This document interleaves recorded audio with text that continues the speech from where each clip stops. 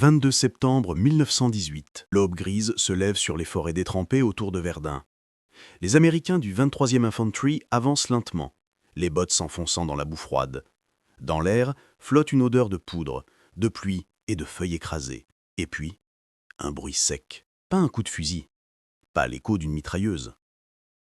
Un claquement brutal, court, presque mécanique. Le sergent James Red Callahan resserre son casque et regarde à sa droite. Le caporal Wilson tient contre sa hanche ce que les soldats appellent déjà le balai du diable. Le Winchester modèle 1897 calibre 12, modifié pour la guerre. Dans le sous-bois, les silhouettes allemandes apparaissent soudain, figées, surprises par la patrouille américaine surgie à quelques mètres seulement. Callahan crie « Wilson, à toi !» Le caporal pompe une fois, deux fois, et le monde explose. Le shotgun ne laisse aucune chance. Dans cet espace confiné, chaque décharge projette une grêle de plomb dévastatrice. Les Allemands s'effondrent avant même de comprendre ce qui les frappe. Le bruit est assourdissant, presque animal, comme si la forêt elle-même déchiquetait ses proies. C'est cette scène, répétée encore et encore dans les tranchées et les attaques de bois, qui va déclencher quelque chose d'inédit dans toute l'histoire moderne de la guerre, la colère officielle de l'Empire allemand. Car ce que les soldats allemands appellent désormais l'arme barbare, ce n'est pas un gaz interdit, ni une baïonnette dentelée, ni un lance-flamme, non, un fusil de chasse américain.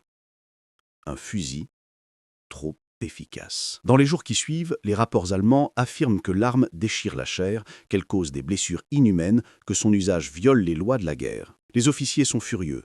Et à Berlin, l'état-major décide de faire quelque chose qu'aucune armée n'avait encore osé, accuser officiellement les États-Unis d'utiliser une arme illégale et menacer de punir tout soldat américain capturé portant un shotgun. Mais pour les Doughboys, à Verdun ou à Saint-Mihiel, le shotgun est simplement ce qui les tient en vie dans ces labyrinthes de boue et d'arbres où l'ennemi surgit à 10 mètres seulement. Et ils savent, si les Allemands le détestent autant, c'est précisément parce qu'il fonctionne. Une tension nouvelle monte. Et ce qui se joue maintenant dépasse largement le champ de bataille, car c'est l'honneur militaire, l'éthique et même le droit international qui vont être pris dans la ligne de mire. 26 septembre 1918, Berlin. Dans les bureaux lambrissés du Kriegsministerium, la tension est palpable. Les officiers du haut commandement impérial relisent encore et encore les rapports venus du front occidental. Partout la même rumeur.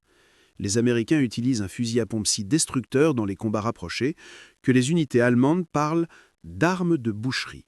Le général Erich Ludendorff, visage creusé par les nuits sans sommeil, repose le document, agacé. Un fusil de chasse? Sérieusement? Mais les témoignages sont formels. Dans les tranchées, dans les bunkers, dans les forêts de l'Argonne, les patrouilles américaines brisent les défenses allemandes en quelques secondes à l'aide du modèle 97. Une seule section américaine équipée de ces armes peut anéantir un nid de mitrailleuses à moins de 20 mètres. Les juristes militaires de l'Empire cherchent désespérément une base légale pour condamner cette arme. Ils s'abutent alors sur un texte ancien, les Conventions de la Haye de 1899. Mais rien, absolument rien, n'interdit explicitement l'usage d'un fusil à pompe. Qu'importe, pour Berlin, l'enjeu est ailleurs. La guerre tourne mal, les lignes plient, et les Américains arrivent avec une énergie neuve et des méthodes brutales. Il faut endiguer cette menace, ou au moins tenter de la contenir. Alors ce jour-là, le gouvernement allemand rédige une note diplomatique au gouvernement américain.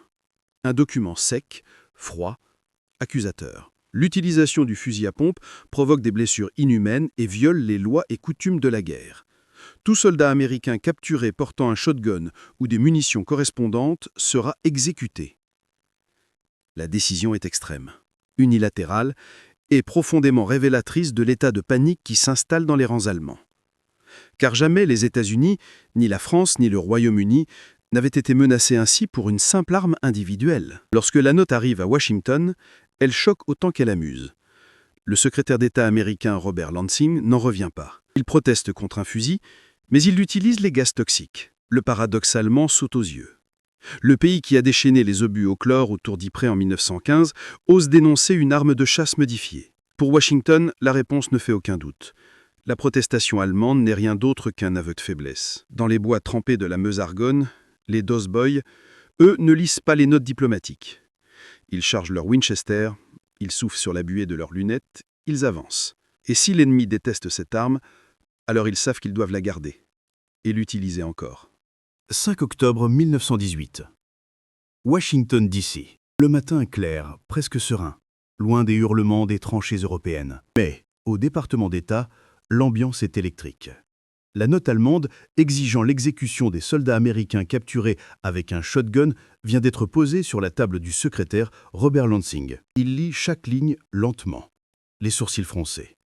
Puis il dépose la lettre, raconte-t-on, avec un calme glacial. Alors, ils veulent nous faire croire qu'un fusil de chasse est plus inhumain que leur gaz toxique? La salle éclate d'un rire nerveux. Pas un rire joyeux, un rire de soldats et de diplomates qui viennent de comprendre à quel point l'Empire allemand redoute cette arme. Le général Peyton C. March, chef d'état-major de l'US Army, est catégorique. Si les Allemands touchent à un seul soldat américain, il y aura une riposte symétrique. Pas de compromis, pas de négociation. Le 5 octobre, la réponse américaine est envoyée. Lansing l'a rédigée lui-même. Elle est courte, tranchante et d'une froideur impeccable. L'usage du fusil à pompe n'enfreint aucune loi internationale. Toute exécution d'un soldat américain sera suivie de représailles immédiates sur les prisonniers allemands. Pas un mot de plus. Cette lettre n'est pas seulement un refus, c'est un avertissement. Un rappel brutal que les États-Unis viennent d'entrer dans la guerre, qu'ils n'ont rien oublié des gaz asphyxiants de 1915, ni des villages rasés en Belgique, ni des attaques sans pitié sur le front de l'Est. Et surtout, qu'ils n'ont aucune intention de laisser un allié de l'Autriche-Hongrie dicter ce qu'ils peuvent ou non utiliser pour se défendre. À Berlin, la réponse américaine tombe comme un coup près. Ludendorff lit la note, immobile, mâchoire crispée. Impossible de faire marche arrière sans perdre la face. Impossible aussi d'exécuter des prisonniers américains désormais. La menace américaine est trop claire. Alors, la protestation allemande reste lettre morte, jamais mise en application, jamais suivie d'effet. Un geste de colère sans conséquence, sinon d'avoir révélé au monde entier à quel point l'arme américaine fait peur. Pendant ce temps, sur le terrain, dans la Meuse, dans l'Argonne, dans les tranchées remplies d'eau froide, les soldats américains continuent d'avancer. Baïonnettes baissées, casques trempés, et leur modèle 97 toujours à portée de main. Car ils savent, désormais, que cette arme n'est pas seulement efficace, elle est suffisamment redoutée pour faire trembler un empire entier. 11 octobre 1918, forêt de l'Argonne. Un brouillard épais s'accroche aux branches, étouffant les sons comme une couverture blanche. Le lieutenant Earl Stanhope avance avec sa section du 307e Infantry. Chaque pas fait craquer les feuilles détrempées. Chaque souffle forme un nuage glacé. Devant eux, quelque part dans ce labyrinthe d'arbres tordus, les Allemands creusent des positions courtes mais meurtrières. Des nids de mitrailleuses MG-08, des tranchées improvisées, des postes de tireurs isolés. Dans cet environnement où l'on voit à peine à 20 mètres, l'avantage n'est plus à celui qui tire loin, mais à celui qui frappe vite. Stanhope s'arrête derrière un chêne fendu. Il hoche la tête vers le caporal Davis. Il porte sur son épaule ce que les troupes américaines appellent maintenant « the trench broom », le balai des tranchées, le Winchester modèle No Man 7, canon court, garde-main en bois, mécanisme à pompe nu, presque brutal. Une arme née pour cet endroit précis, les bois denses, sombres, où l'ennemi surgit comme un fantôme, un sifflement. Une balle frappe l'arbre à 10 cm du casque de Stanhope.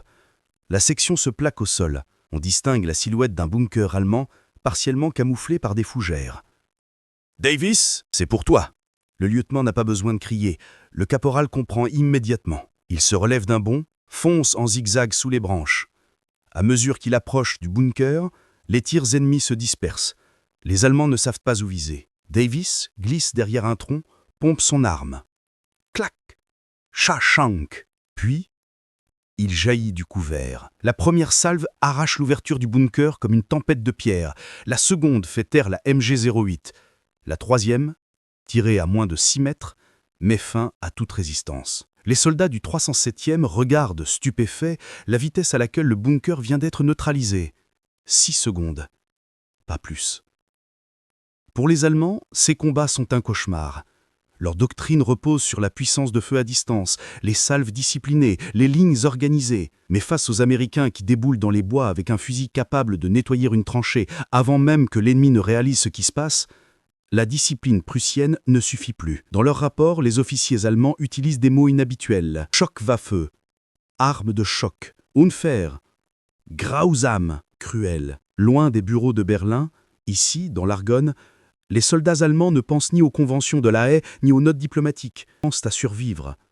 Et ils redoutent un bruit plus que tous les autres. Ce claquement sec, ce pompage métallique, ce grondement bref et dévastateur, le son du fusil américain. Dans les jours qui suivent les combats de l'Argonne, un phénomène étrange apparaît dans les rapports allemands. Les soldats ne décrivent plus seulement l'efficacité du shotgun, ils décrivent la peur qu'il inspire. Pour comprendre pourquoi l'Allemagne impériale détestait tant cette arme, il faut entrer dans l'esprit de ses soldats, de ses officiers, de toute sa doctrine militaire. Depuis 1870, l'armée allemande repose sur une logique simple: frapper vite, frapper loin, frapper en masse. Des fusils Mauser d'une précision exceptionnelle, des mitrailleuses MG-08 qui arrosent à plus de 2000 mètres, des tirs coordonnés, calculés, presque scientifiques. Face à un fusil qui ne sert qu'à très courte portée, leur doctrine s'effondre. À 10 mètres, la précision, la discipline et les années d'entraînement ne suffisent plus. Le shotgun efface l'avantage technologique allemand. Il remet tout le monde à égalité, ou plutôt, il donne l'avantage à celui qui court le plus vite dans les bois.